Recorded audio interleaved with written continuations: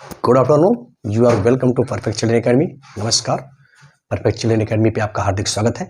साथियों, आज हम लोग एक बहुत ही महत्वपूर्ण टॉपिक की तरफ चलेंगे जिसे हम रिस्पिरेटरी क्वेसेंट के नाम से जानते हैं। आज देखेंगे कि ये रिस्पिरेटरी क्वेसेंट है क्या और कैसे अलग अलग पदार्थों का रिस्पिरेटरी क्वेसेंट अलग अलग होता है। आप विभिन्न प्रकार के प्रतियोगी परीक्षाओं के पेपर को उठा के देखिए तो उसमें रिस्पिरेटरी क्वेश्चन से रिलेटेड क्वेश्चन निश्चित रूप से हर साल में बनाए जाते हैं। तो आज हम लोग देखेंगे कि ये रिस्पिरेटरी क्वेसेंट होता क्या है। तो देखिए, जब ग्लूकोज का जारण होता है, ऑक्सीजन से उसका मिलन होता है, तो हम जानते हैं कि उस स्थिति में ग्लूकोज के जारण के बाद एटीपी का निर्माण होता है, कार्बन डाइऑक्साइड भी बनती है एरोबिक रिस्पिरेशन में।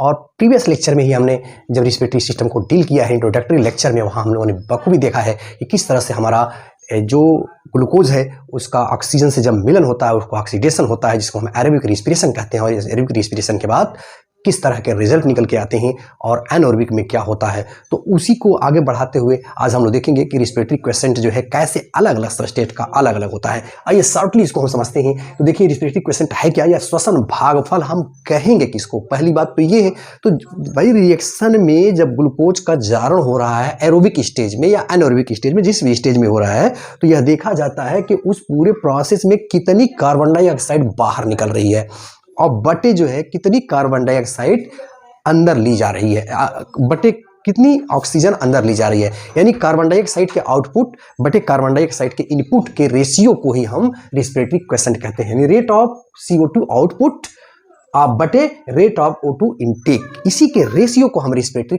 क्वेसेंट कहते हैं। और अब आइए देखते हैं हम लोग कि रिस्पिरेटरी क्वेसेंट का कैसे अलग अलग जो सबस्टेट होते हैं, जो पदार्थ होते हैं, उनका रिस्पिरेटरी क्वेसेंट अलग अलग कैसे होता है। जैसे सबसे पहले हम लेते हैं कार्बोहाइड्रेट को, क्योंकि ऊर्जा का ये मेन स्रोत है। देखिए, कार्बोहाइड्रेट हमारा C6H12O6, ये एरोबिक रिस्पिरेशन की बात कर रहा हूं मैं। और जब एरोबिक रिस्पिरेशन होता है, इसमें ऑक्सीजन का मिलन होता है, तो जैसे ही ऑक्सीजन इसके साथ मिलती है तो ये हमारा कौन सा रिएक्शन है भाई?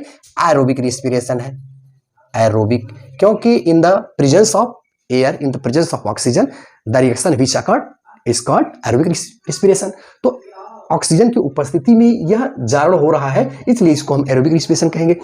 देखिए, बनता क्या है, 6CO2 प्लस 6H2O और प्लस 38 ATP यहाँ बनती है, सबसे मैक्सिमम ATP बनती है। अब इसमें हम देखिए, चलिए रिस्पिरेटरी क्वेसेंट निकालते हैं। तो देखिए, RQ जब आप निकालोगे तो क्या हो जाएगा भाई, कार्बन डाइऑक्साइड कितनी बाहर निकली, तो देखिए यहाँ 6 अणु जो है यहाँ कार्बन डाइऑक्साइड के निकले ही, तो सीधे हम 6 भर देते हैं, यानी 6 CO2 बटे ऑक्सीजन का कितना कंजम्पशन हुआ भाई?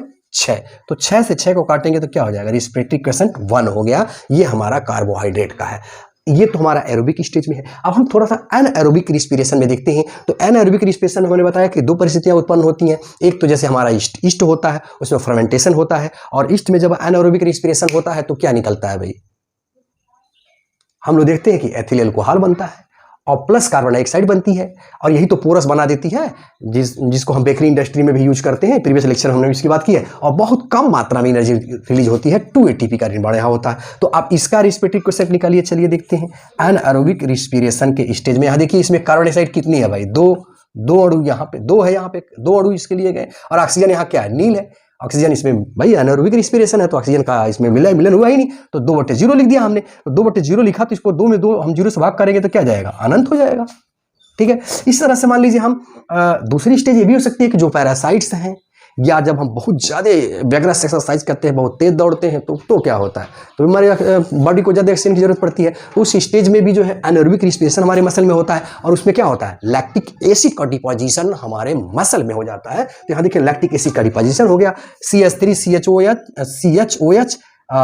COOH प्लस 2 ATP यहाँ निर्माण हो रहा है। तो इसको अगर हम रिस्पिरेटरी क्वेसेंट यहाँ पे अगर निकाले तो क्या होगा भाई? देखो, यहाँ पे कार्बन डाइऑक्साइड तो बने ही नहीं, ऑक्सीजन इसमें मिले ही नहीं, तो 0/0 यानी 0 हो गया। तो इस तरह से हम क्या देख रहे हैं कि कार्बोहाइड्रेट की स्थिति में हमारा रिस्पिरेटरी क्वेसेंट 1 या अनंत या 0 की परिस्थितियां संभव हो सकती है। तो ये बात याद रखिएगा रिस्पिरेटरी क्वेसेंट का। ये हमारा पहला जो सबसे महत्वपूर्ण सबस्टेट रहा, ये हमारा रहा कार्बोहाइड्रेट। और इसमें हमने देखा कि किस तरह से रिस्पिरेटरी क्वेसेंट 1 और उससे के इर्द गिर्द है, घूम रहा है, कहाँ अनंत है और कहाँ जीरो है, इस तरह से क्वेश्चन पूछे जाते हैं। अब एक हम शॉर्टली आपको एक और चीज़ समझाते हैं। अब हम देखते हैं कि क्या या रिस्पेक्टिव क्वेश्चन जो है एक से अधिक भी हो सकता है, हाँ हो सकता है, या एक से कम भी हो सकता है, हो सकता है। आइए देखते हैं कौन सी परिस्थितियां हैं जहां रिस्पेक्टिव क्वेश्चन जो है एक से अधिक होता है। तो शॉर्टली हम आपको एक टेक्निक बताते हैं, इसको याद करने के लिए आप याद कर लेना टर्म से। देखो भाई टर्म, तो टी फॉर हमारा हो जाएगा यहाँ, टी से हम लिखेंगे टार्टेरिक एसिड, टार्टेरिक एसिड, ठीक है। ओ से हमारा हो जाएगा ऑक्सैलिक एसिड, ऑक्सैलिक एसिड, और यम से हो जाएगा हमारा मैलिक एसिड, ठीक। अब देखिए, तो टार्टेरिक एसिड का जो रिस्पिरेटरी क्वेटेंट आता है, जब आप इसको निकालोगे तो ये आएगा 1.6, ठीक है। और उसके बाद से ऑक्सैलिक एसिड का सबसे अधिक होता है, ये आएगा 4, और मैलिक एसिड का 1.33। तो ये हमारा रहा टर्म से हमने याद किया कि किन परिस्थितियों में, यहां देख रहे हैं ऑक्सैलिक एसिड का सबसे ज्यादा रिस्पिरेटरी क्वेश्चन आ रहा है।